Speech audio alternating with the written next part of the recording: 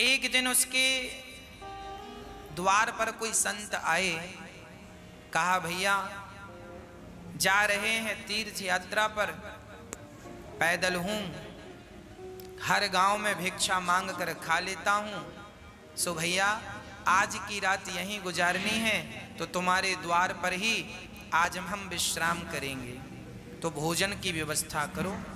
किसान बड़ा धार्मिक था, उसने बढ़िया संत के लिए कच्चा दे दिया, आटा इत्यादि। संत ने कच्चा ही मांगा, कहा लो। संत ने बना करके उसे भोग लगाकर किसान को प्रसाद देकर ग्रहण कर लिया।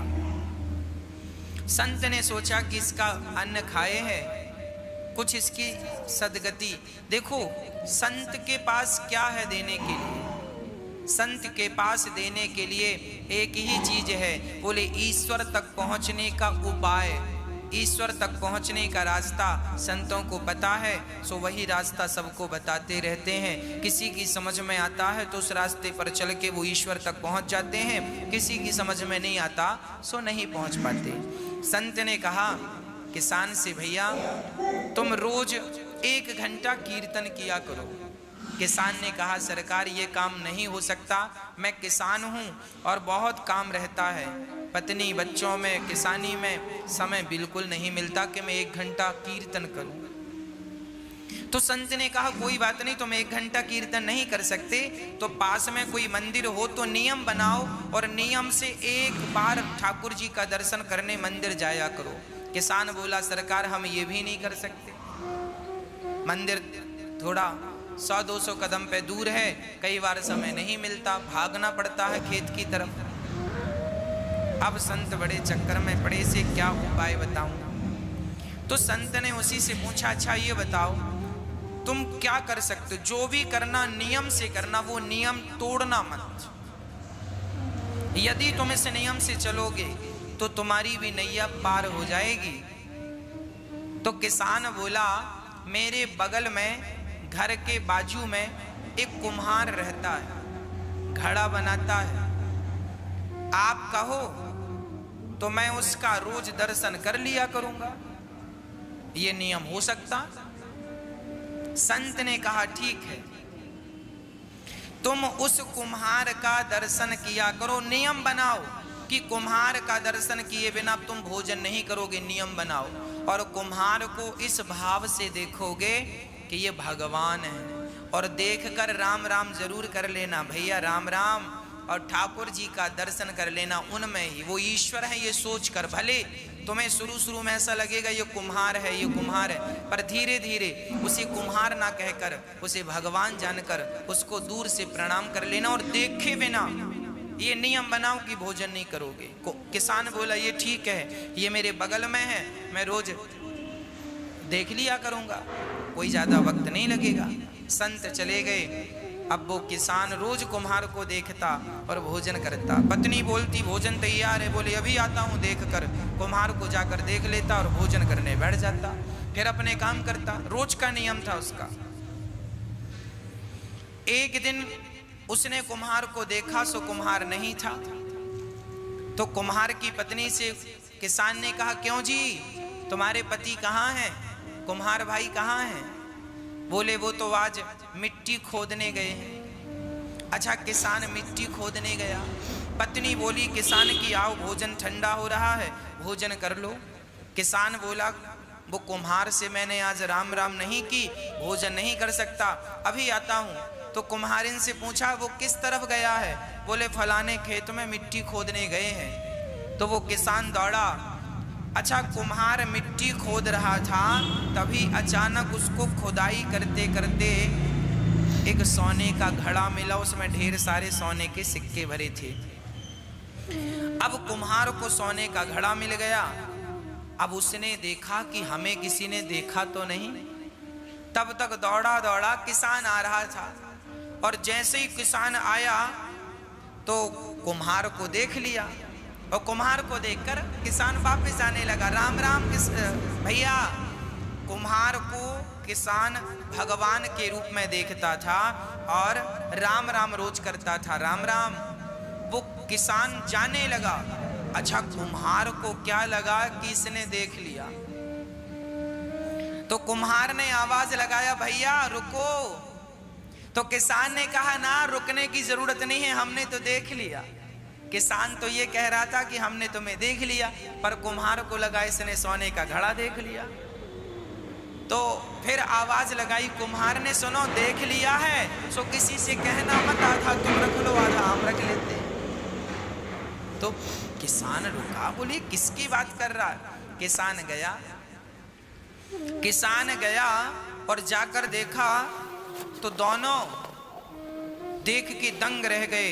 ढेर सारा धन उन्हें जमीन के भीतर गड़ा हुआ मिल गया। दोनों ने आपस में बांटकर उस धन से साधु संतों की सेवा स्टार्ट करी। और उस किसान ने पूरी बात बताई कि एक संत को मैंने केवल एक दिन का भोजन कराया, उस भोजन कराने का फल यह है कि उन्होंने मुझे नियम में बांध दिया, और आज उस नियम में बंधने के कारण विधाता ने मेरी सारी दरिद्रता दूर कर दी, मेरा धन धान्य से घर भर दिया। एक बार किसी भूखे व्यक्ति को भोजन कराने का ये फल है कि देर सवेर ईश्वर तुम्हें धनवान बनाएंगे बनाएंगे बनाएंगे। आप एक नियम बनाओ कि रोज भगवान का कीर्तन करेंगे, रोज भगवान का नाम जपेंगे। बिना नाम जपे, बिना कीर्तन किए, बिना ईश्वर का दर्शन किए भोजन ग्रहण नहीं करेंगे। ये नियम, जो व्यक्ति नियम से चलता है उसे भगवत प्राप्ति निश्चित होती है। इसलिए नियम जरूरी है जीवन में। संयम और नियम, संयमी बनो, भोग और विलास से मन को हटाओ और ईश्वर के प्रेम के नियम में बंध जाओ। यही है आनंद। जब व्यक्ति आनंद चाहता है तो भगवान की शरण में जाए तो सारा आनंद से उसका जीवन तन मन भर जाए। विश्वोत्पत्त्यादि है, तबे भगवान क्या करते हैं, विश्व की उत्पत्ति, पालन और संहार करते हैं। भगवान का काम है विश्व की उत्पत्ति, पालन और संहार, है ना। भगवान की शरण में जो है उनका बाल भी बांका नहीं होता। तापत्रय विनाशाय, दैहिक दैविक भौतिक तापा, राम राज्य काहू नहीं व्यापा। 3 प्रकार के दुख सबके जीवन में होते हैं। कोई तन दुखी, कोई मन दुखी, कोई धन बिन रहते उदास, थोड़े थोड़े सब दुखी, सुखी राम के दास।